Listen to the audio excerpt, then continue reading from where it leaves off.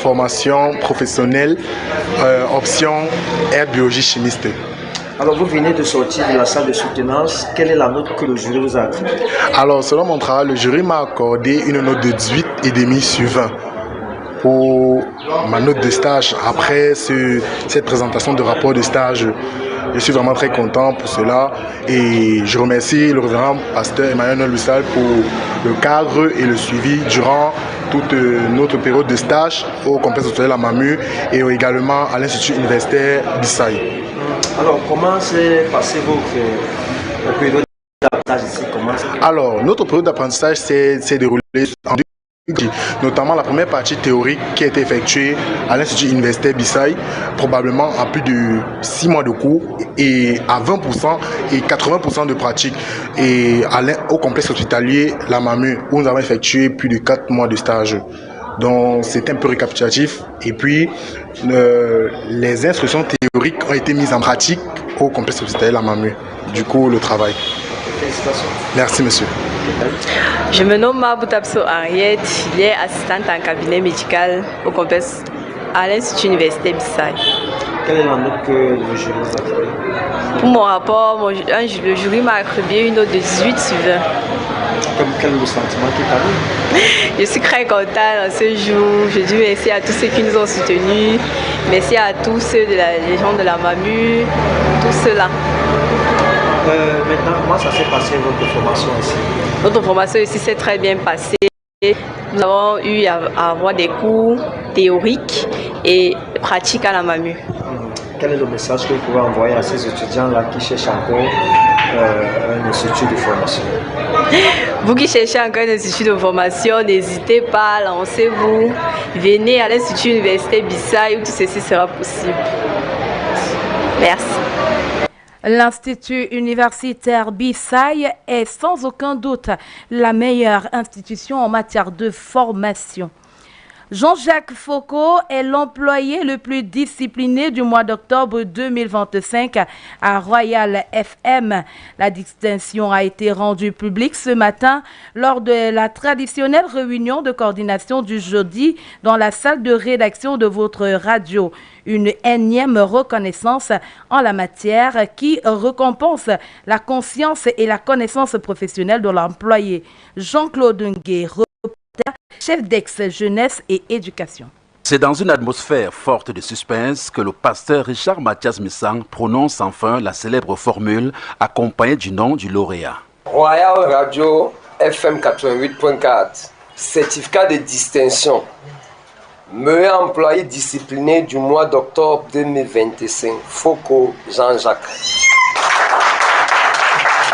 Cette ambiance de joie teintée d'applaudissements traduit à suffisance le parcours d'un homme de médias happé trop tôt par le métier. C'est à 14 ans que Jean-Jacques Foucault fait ses premiers à la radio sous la direction de Jean de Dieu Haïssi, aujourd'hui éditorialiste sociopolitique à Royal FM et conseiller du président général. L'élève de 4e qu'il était, il va nous retrouver à la radio Colombe de ça. Et Jean-Jacques va commencer par l'animation. Il ne va pas se limiter à animer. Jean-Jacques va s'intéresser à la rédaction avec du bon français. D'abord un élève très brillant à l'école générale de ça. Et puis à la radio, ses papiers sont courts et précis. Il était véritablement brillant. Il est très discipliné, discret, intellectuellement garni, fourni. Ces qualités reconnues à Jean-Jacques Foucault sont aussi partagées par Anne-Elisette Ambassa, reporter et voisine de bureau du lauréat à Royal FM.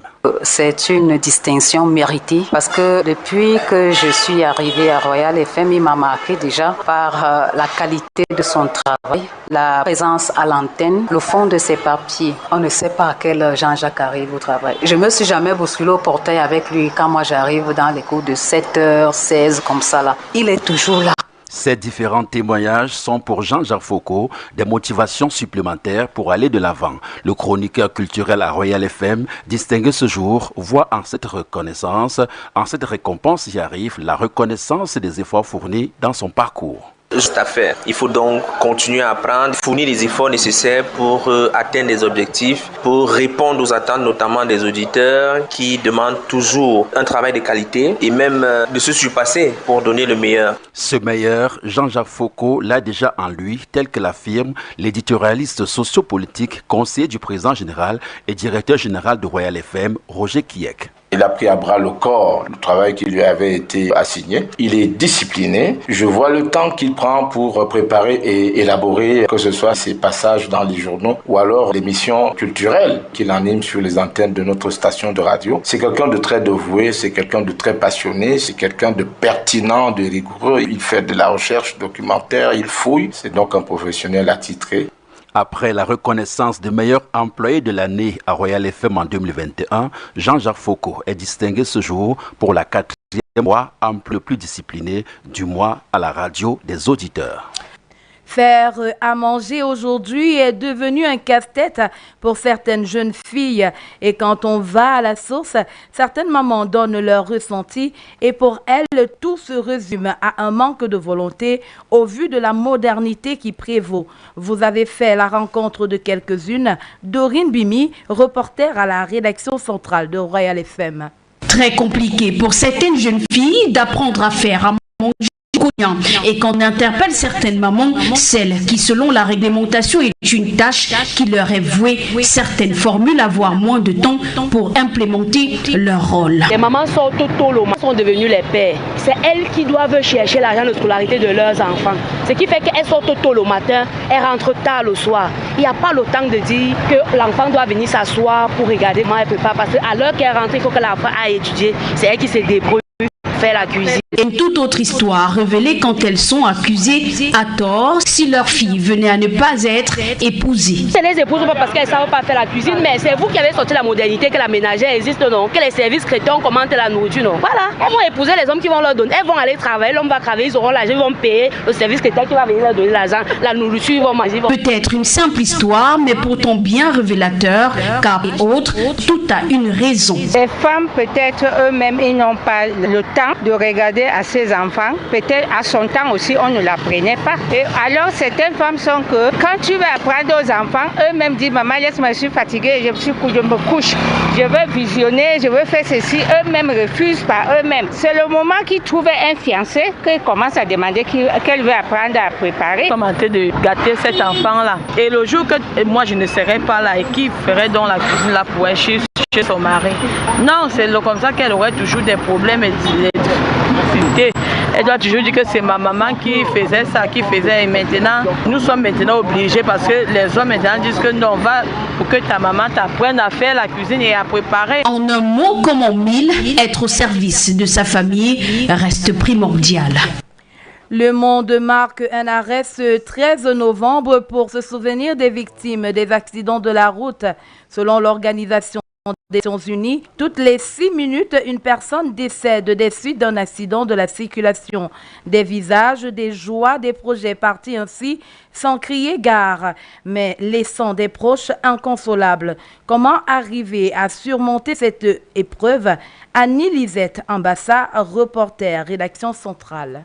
Au-delà des cas de décès, certaines victimes s'en sortent avec des blessures graves, des amputations de quelques membres du corps. Il est probable dès lors que les proches et même autres survivants de ces accidents de la route développent un état de stress post-traumatique. Qui peut se manifester de plusieurs manières en fonction de la capacité de résilience personnelle des concernés, parce que d'aucuns ont une capacité de résilience assez forte, d'autres sont beaucoup plus fragiles. La souffrance, elle est là, elle ne partira peut-être jamais chez certaines personnes, et d'ailleurs les complications ou les affections peuvent être redoutables et surtout dans le long terme. Samuel Billon, psychologue, souligne ici 2 axes principaux afin d'accompagner les proches des victimes. D'abord sur la personne, c'est une approche personnalisée et puis une approche de groupe. Le groupe permet l'échange d'expériences, ce qui développe la résilience des uns et des autres pour les aider à mieux digérer la souffrance. L'approche personnalisée, elle, est un ensemble de techniques qui visent l'esprit, l'émotion, l'affection dans les relations avec la personne qui est décédée de suite de cet accident. L'expert recommande aussi bien aux proches des victimes qu'aux rescapés des accidents de ne pas se renfermer sur eux-mêmes avec le souvenir de ce traumatisme.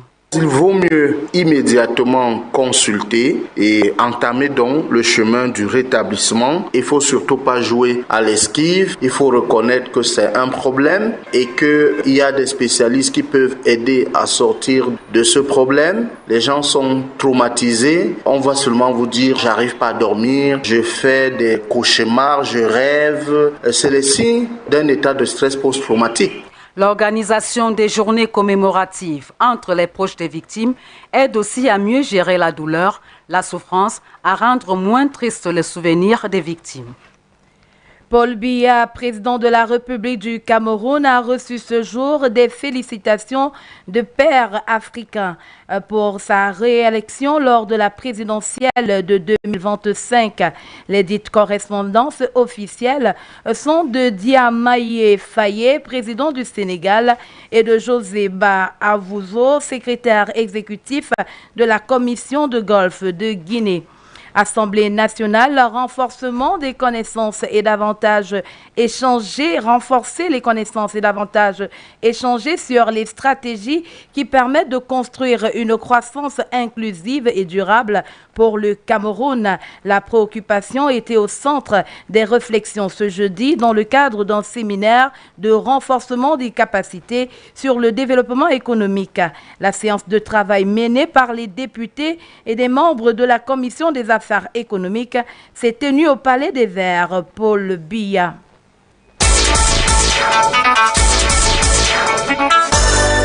La page internationale. En Ukraine, 2 ministres sortent du gouvernement. Ce sont le ministre de la Justice et celle de l'Énergie. Leur départ du gouvernement a eu lieu hier, mercredi. Si le ministre de la Justice a fait l'objet d'une suspension, celui de l'Énergie a remis sa démission. Le président ukrainien Volodymyr Zelensky leur reproche des faits de détournement de 100 millions de dollars.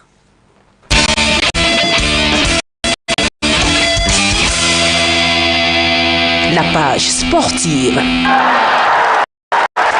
Les barrages continentaux pour la qualification en Coupe de football 2026 ont débuté ce jour en Afrique. En demi-finale, les barrages du Cameroun. Le Cameroun affronte la RDC dès 20h à Rabat, au Maroc. Dans l'autre demi-finale, le Nigeria fait face depuis 17h au Gabon.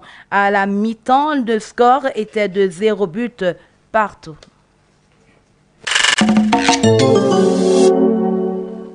The second part of the news in the English language with Biwa Brian.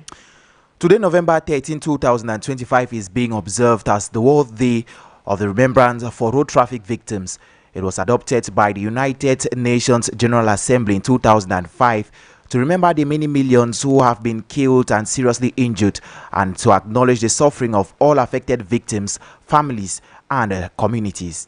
To this effect, our reporter Gangnadesh caught up with a sociologist on how affected families can be helped to move on from such trauma. Here's her report.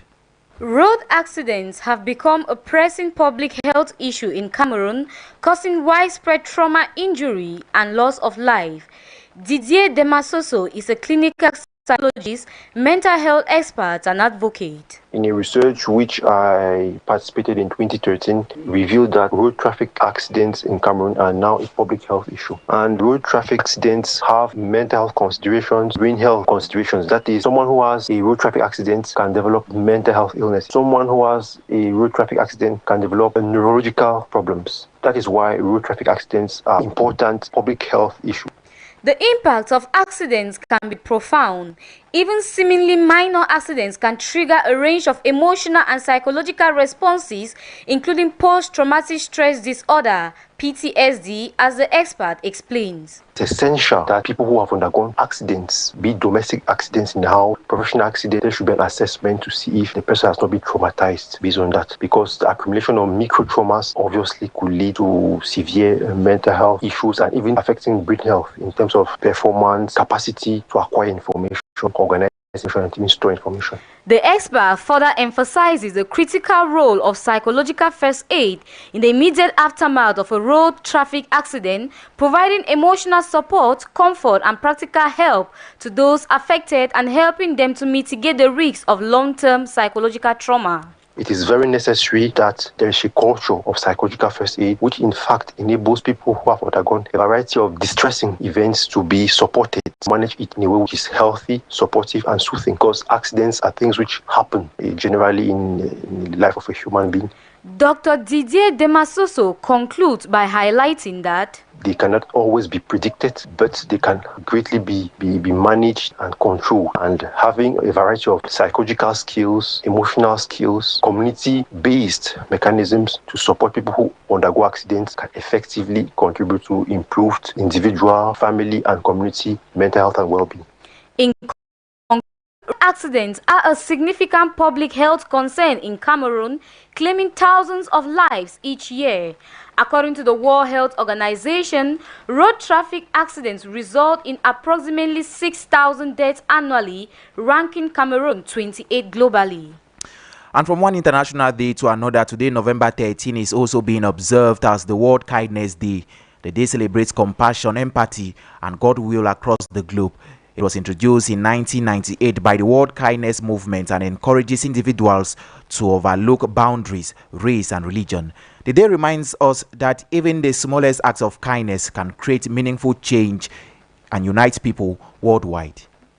In education, students from various specialties at the Bisai University Institute successfully defended their final projects today, marking the end of their professional training.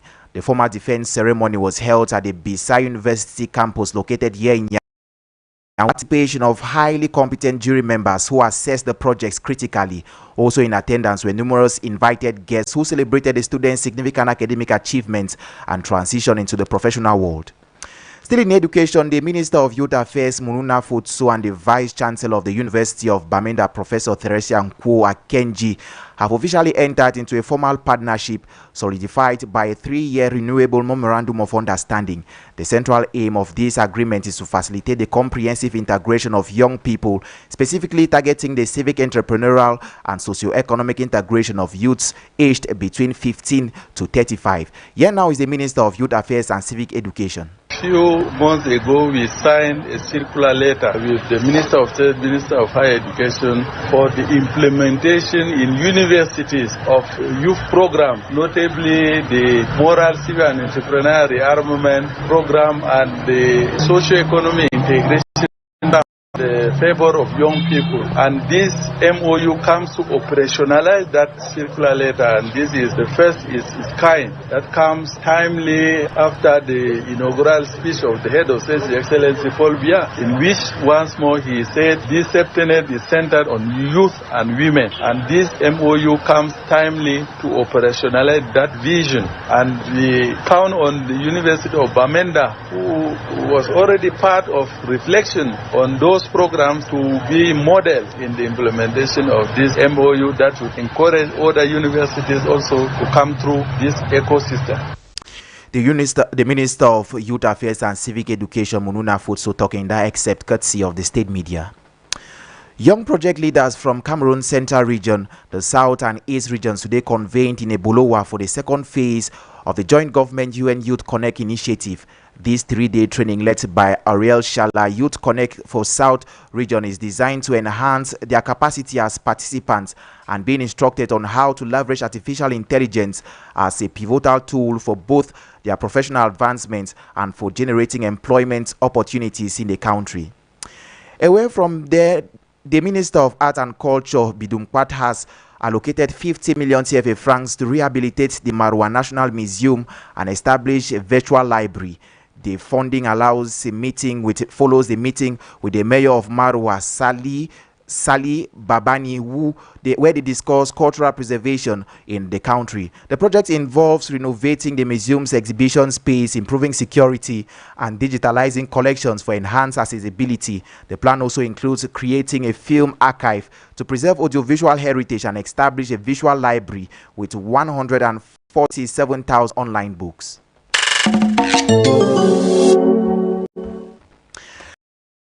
Stories Cultural Desk editor Jean-Jacques Foucault has been awarded the prize of the most disciplined employee for the month of October at Royal FM. The prize was handed over this Thursday during the Radio House's traditional coordination meeting. Details with Frini Crispin, head of Reporters Brigade. The coordination meeting was chaired by the station manager, Roger Kiek, and the prize handed over by the pastor of the group Renapro Finance SA Consortium, Pastor Richard Mathias Minsang. Meilleur employé discipliné du mois d'octobre 2025, Foucault Jean-Jacques.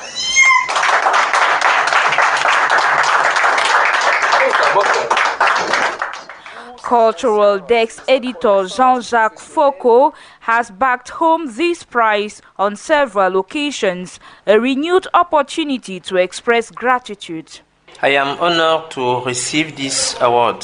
It is a mark of recognition for my commitment and determination. I am aware that I must continue to work to improve and become the best version of myself. Professional demands are enormous and discipline remains a crucial factor in achieving great things. I will continue to do my utmost to provide accurate, fair and objective information. Yannick Ngelewi is Economic Desk editor and editorialist at Royal FM.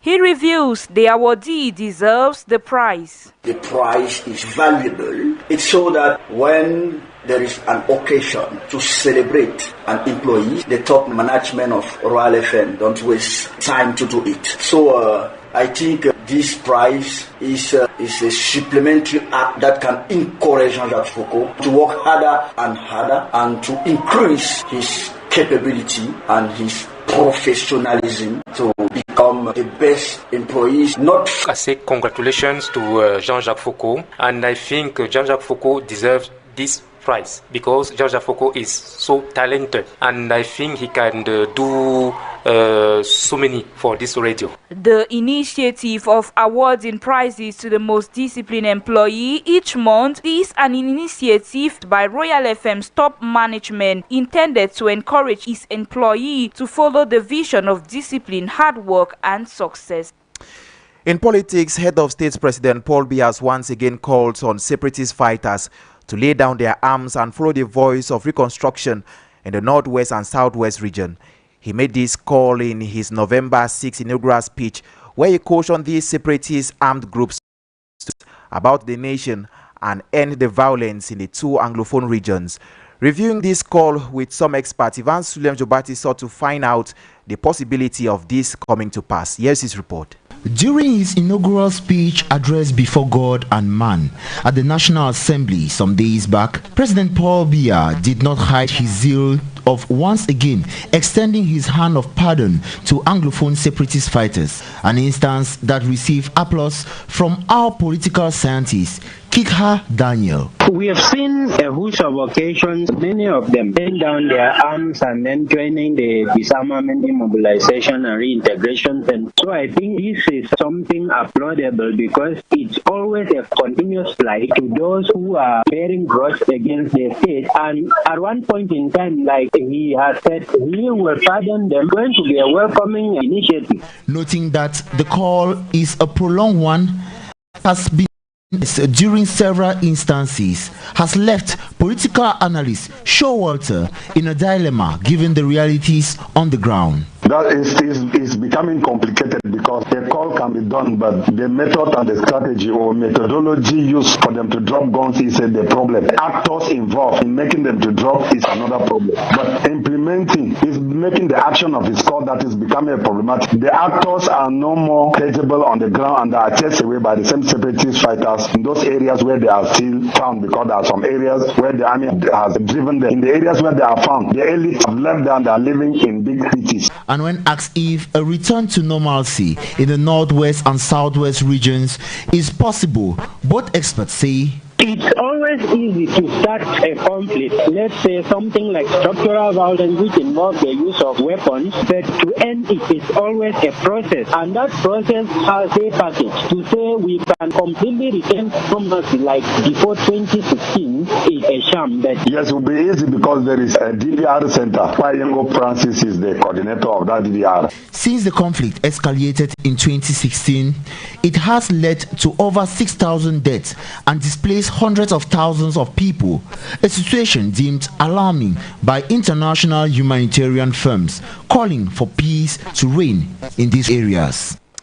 And still in politics, elections Cameroon is shifting focus to the upcoming November 30 regional elections following a strategic meeting held today between the Director General Dr. Eric Esuse and regional delegates. During the meeting, Dr. Eric Esuse congratulated Elecam personnel for the wonderful job during the successful October 12 presidential elections. The electorate for these regional polls consists of over 25,000 persons, and the elections will be conducted across Cameroon's 58 divisional headquarters, with the official set to commence on Saturday, November 15, 2025. And we talk sports, where the Indomitable Lions of Cameroon approach a crucial fixture at 8 p.m. today against the Democratic Republic of Congo. The Lions approach a crucial fixture weekend as they will notably miss key figures like Andre Frank Zamboangisa and veteran forward Eric Maxim Choupo-Moting due to injury. In the same vein, the Super Eagles of Nigeria are currently up against Gabon tied at a 0-0 margin in the first pair of the semi-final. Notably, the winner in this set fixture will face the winner between Cameroon and the Democratic Republic of Congo.